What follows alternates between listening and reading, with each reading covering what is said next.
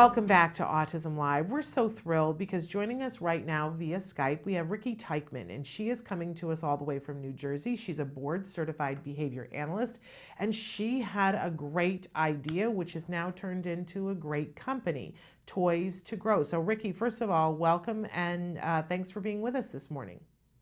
It's a pleasure. Thanks for having me. I'm thrilled to have you here. So, talk to us about what your idea was and how Toys to Grow came to be.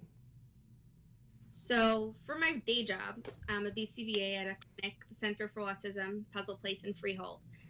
So I use a lot of toys. We work with preschoolers primarily, and we use a lot of toys. We like to use them in various ways to target various skills, like matching, imitation, vocabulary, different kinds of things like that. And I also have 5 kids of my own. And that's a lot of kids. Yeah, they're also all preschoolers. My eldest is 6. Wow. So I do a lot of playing on the floor with them as well. Yes. So I take a lot, even though they're all pretty much typically developing, I take a lot of toys from the Puzzle Place and I bring them home and I use them with my kids.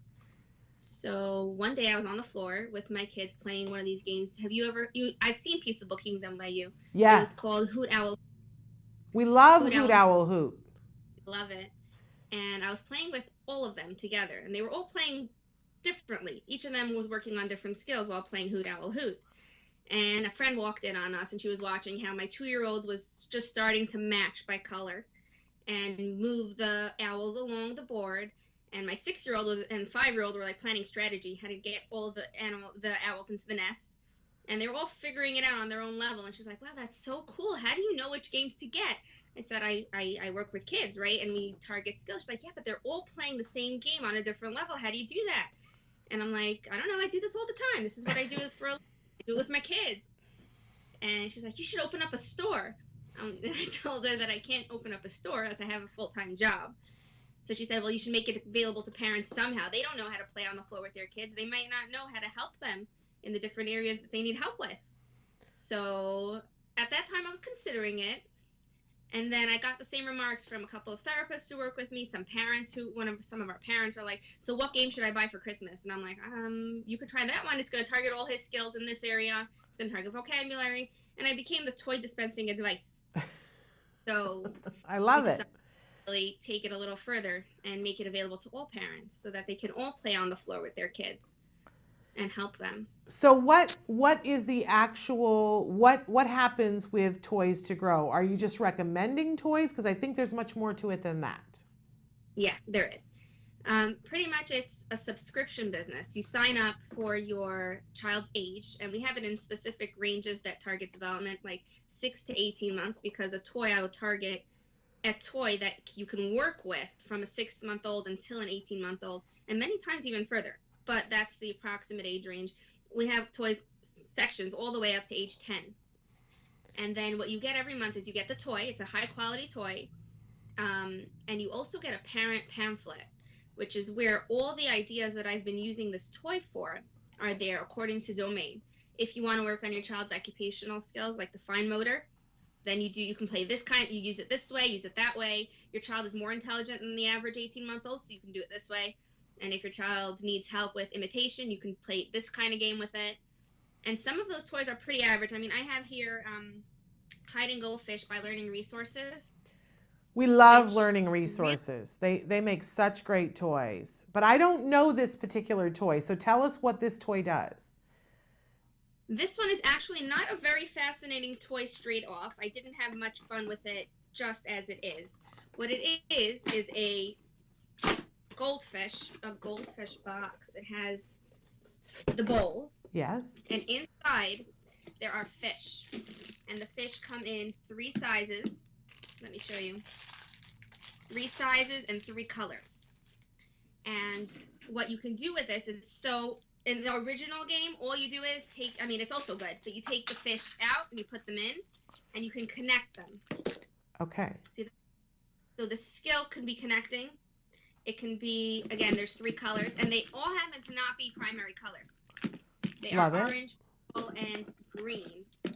So I have actually about 40 different activities you can do with this game, ranging from 6 months I played it with all my kids as well. I was very surprised. My 6-year-old loved it. I mean, this seems like a baby toy. There's like plastic fish. They're very strong. My 6-month-old will chew it and will stick her hand into the bowl and pick it out. And that's a whole fine motor, gross motor thing. Yes. But then we have connecting the pieces in size order. We have just targeting the different colors. I even brought in some paints to show my kids how you can make the purple and how you can make the green and how you can make the orange. We have them separating it into different colors. And then we played games that target different things. For example, we had all the fish inside, and we each took a turn picking one out. And each time we had a different goal. One time it was that we should all get the same color. Love it. So I picked, the next kid picks one, right? And it's a green. So we have to put them both back in and try again. I pick one and she has to try to pick the same one. And you end up learning to try to pick a different size, because if I have the big purple one, you're not going to try to pick another big one. So that's another skill you can learn, try to feel out by size. And then we also did pretend play. This I did with the older ones a little bit. We pretended they were a family of fish, a mommy, a daddy, and a baby. And we play acted, you know, like, I'm going to school. Don't forget to clean up your room, things like that. And they loved it. And what I saw that they did was afterwards I left it lying around the house. And I wanted to see who would pick it up. And they each picked it up and did something completely different with it.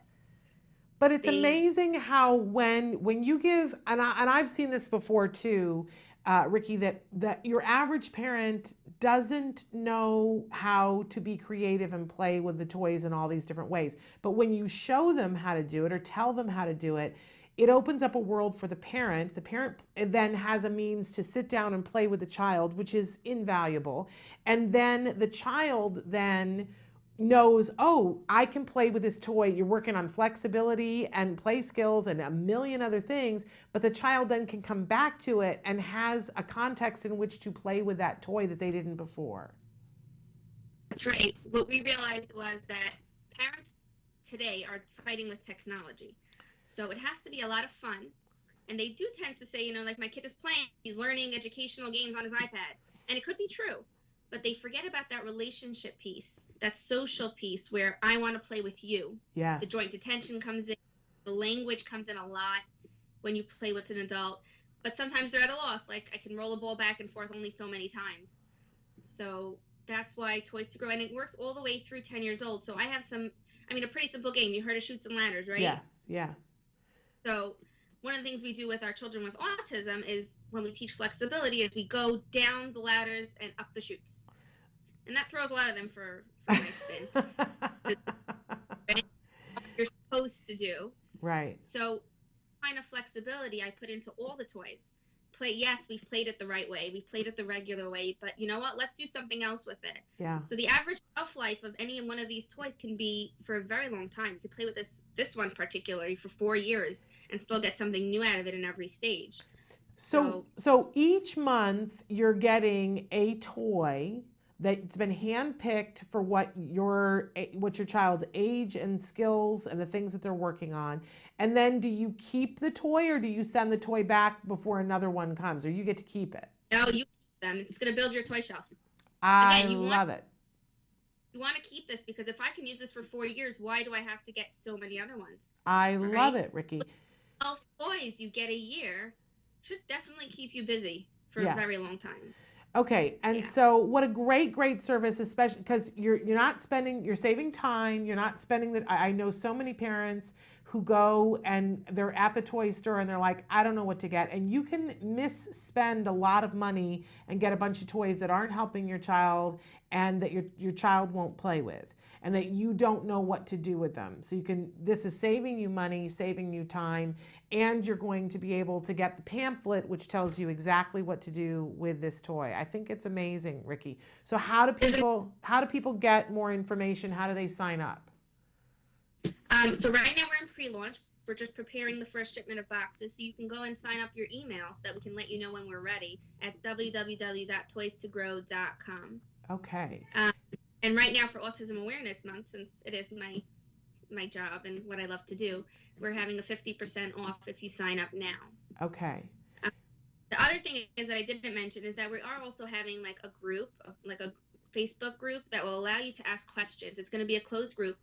It's going to be manned by myself and some other educators. And if you have any questions on how to use your toy, what other ideas you can have, then you can find it there. I'll also be populating it with things that you have around the house already, like Lego, crayons. What can you do creatively with Lego? What can you do creatively with Play-Doh? Things that you already have. So that's another thing that comes with the subscription. They're going to start to be calling you the toy lady. You're going to be the You know toy what? lady. You like Toy that? ladies. I think it's great, Ricky. I think it's a great idea. So what's the website again to go to? Toys2grow.com. And it's the number 2. There it is. Samantha's got it. Samantha's got it up there. And what you do right now is give your email, say that you're interested in doing it, and you should do it right now because they're 50% off. So that's We're still in April. That's you can do it the whole April. Okay. To launch in May. So then we'll keep you updated. Okay, and then each month, it's a subscription, so each month you would get a toy. But obviously, if somebody decides at some point to, to stop the subscription, that they can. They can stop it at any time. There you go. I think it's super duper smart, Ricky, and I think, I think the pamphlet is great, but my 2 cents eventually, I'm sure that at some point on your Facebook, you're going to have videos as well showing, because we love to see as well as read. Codes. I'm sorry? With those QR codes you can scan? Yes. Yeah, so that's in the process of being developed. Very, very cool. I think it's super duper smart. Great thinking from a BCBA. Wonderful. So Toys2Grow, make sure you get it now during April. And again, the toy will be, it's not that everybody in May is going to get this specific toy. It's one that's going to fit after you fill up. Yeah. Okay. Thanks for being with us, Ricky, and thanks for letting us know. You wrote into us after you saw My Little House on the show. And just so you know, I don't know if you know this, every in the months of November and December, we do the Festival of Toys. We'll have to have you back to talk about what your favorite toys of the year were.